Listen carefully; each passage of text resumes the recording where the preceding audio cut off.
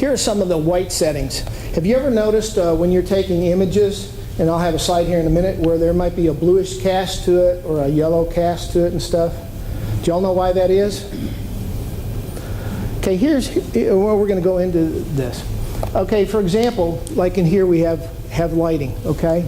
So depending on the lighting in here when we take an image is going to depend on, like fluorescent, for example, you'll have more cool, which is a lower end of the light spectrum. It all has to do with light. And then tungsten, you know, when you have it, cools down the colors in your photos as well. So all these are settings that are in white balance, like on your compact flash. You're not going to have it on your camera. But also, one of the things that you can do, there's software programs that we're going to talk about briefly at the end. Some free software programs that are out there that you can work with your contrast, your color, your lighting, cropping, and those types of things, because typically most images need some kind of, if they're digital, even with the best cameras, they're going to need just maybe a little bit of touch afterwards. So these are some of the different white balance settings. Cloudy is going to give you a little bit more warm. Flash, sometimes flash can be a challenge on the compact, and I'll show you some examples of that. What we always try to do, if we can, when we're shooting photographs internally, even if it's dark, to try to avoid flash if you can. If you use flash, especially on a compact, it's shooting out, it's not being able to bounce off the ceiling or something to make the light more soft. So sometimes that's challenging because it may be dark inside. So we want to open up shutters, we want to open up the blinds, and those types of things.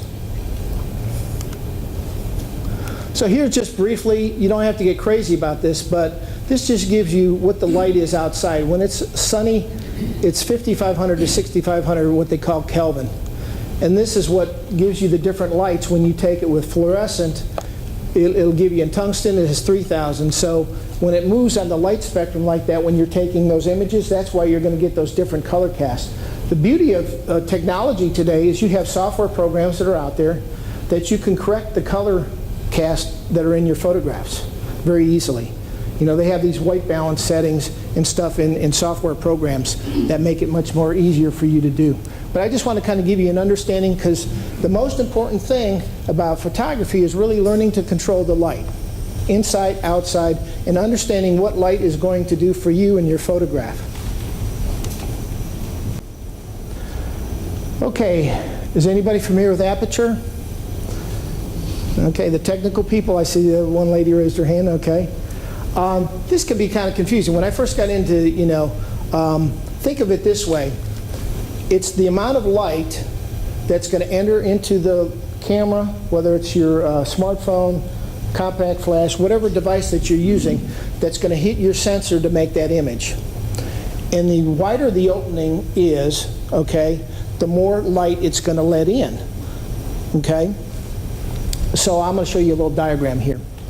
So for example, anybody that has a compact flash where you could set it manually or digital SLR, if you're down here at f2, it's the most light. You would think the larger number would, it's just the reverse. So that confuses a lot of people. So if you ever get ambitious and you have a compact flash and you want to get into manual photography, this is something that's important that you need to understand so that you can understand and control the light. So f2, will that in less or more light than f22?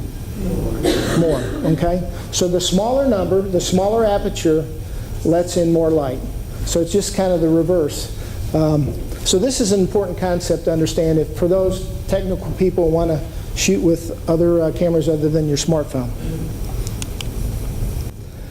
And here it just talks about shutter speed. I'm not going to go into all of those, but if you want to get something on the inside, maybe a 30th of a second or a 60th of a second inside to get the light inside capturing interior photographs, you're going to have to slow the shutter speed down, or you're going to have to raise the what they call ISO. But outside, you can probably do 1/25th of a second or more, and that will freeze the action even if you're shaking just a little bit. So be cautious of that, more inside than outside for the shutter speeds. And that's more for the, like I said, the technical people. Okay, So the auto mode allows you to set your shutter speed. It does it automatically for you. It sets your aperture. It knows what amount of light to let in. Your ISO, your white balance, focus, it focuses automatically, and flash to take the best shot. So for those that have either digital SLR or a compact flash camera, you're going to have those settings, and so you may want to start with auto if you're not comfortable with doing manual settings, and then kind of adjust from there.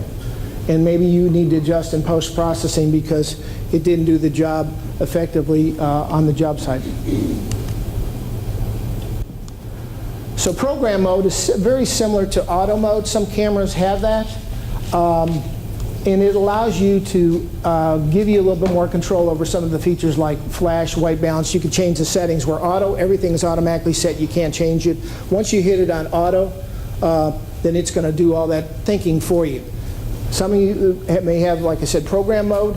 And program mode gives you the same kind of auto settings, but it allows you to maybe do something with the flash, white balance, and change some of those settings.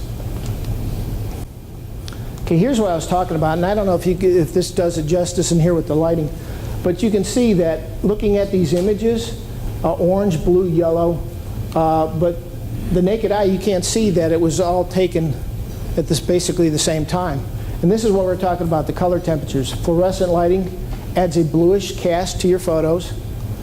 Bulbs that you have on the inside, a lot of the bulbs that you have, the lamps and things of that, will add more of a yellowish tinge to your photographs. Have you noticed that? So the only way to typically do that is either one of two ways. You can do that in the settings on your camera before you take it, if you have a camera that has those settings, and maybe you change it to incandescent or tungsten, and when you're taking those, it'll do that. Or you would do it in post-processing with software. So how many in here use software at all for post-processing? Is there quite a few? Okay. So you're having to learn a new skill and all that in addition to selling and all this other stuff, right? It could be a lot on your plate. So I'm not going to get into reading all this, but basically it is you have to develop an eye for looking for cords on the ground. Is there clutter, or things need to be moved? Does this chair need to be turned this way or that way? Or maybe in some cases we need to take the chair out of the image because it's not as appealing. So one of the things when you first walk into the room, before you start snapping pictures, just kind of take a walk around the room and see, okay, what is there is appealing, what is sticking out? Look top, left, right, down, and start looking all over. And pay attention to the small details that may be distracting in the image. And one of the things that I found when I first started in photography that was challenging is when you're looking through the viewfinder, you're looking through that, you're looking through your smartphone and trying to do all that, is to look all around the image before you snap the image. It's very easy because you're bullseye and you're looking at these anchor points, but you're going to have to go out to the corners and you have to look around and see, is there anything really distracting that would distract the image of the person's eye? And remember, anchor points, what about anchor points? Okay, all right. So that's just something because we all see a lot of photographs that get into some of that, and it can be very distracting. So, like I said, lights on day or night. I mean, if you're taking indoor photos, you got to have the lights on. It's just much more appealing to do that. So go around and be turning on the lights. And the same thing when you're outside, if you can, depending on the time of day. If you can, like that one image at sunset, it just makes for a nice, peeling, attractive, soft light. Okay. Golden hour still comes into play even in taping inside, because sometimes, and we'll show you some examples here shortly, but sometimes we've all been in there where we open the drapes and we're doing it in the middle of the day, and what happens? Just too much light. Light just takes over the photograph. It takes over the photograph, because what happens with these sensors is they're looking to turn everything to what we call a neutral gray, 18% gray. That's what these sensors are designed to do, whether it's the camera, the smartphone, any one of these. It's all designed to take all the light that's coming into the image and then try to neutralize that. But what happens in a lot of those situations, when you have that bright light, it blows out the image, doesn't it? Because it's trying to turn that, and then it darkens everything else because that bright light is too bright. And so you have to make some compensations, which we'll talk about. Okay. Exposure. Like I said, these weren't taken here, so they're somewhere else. What do you think about these photos? Okay. What do you think could have been done differently? Open the curtains, yeah. Turn on lights inside. Lights inside, good.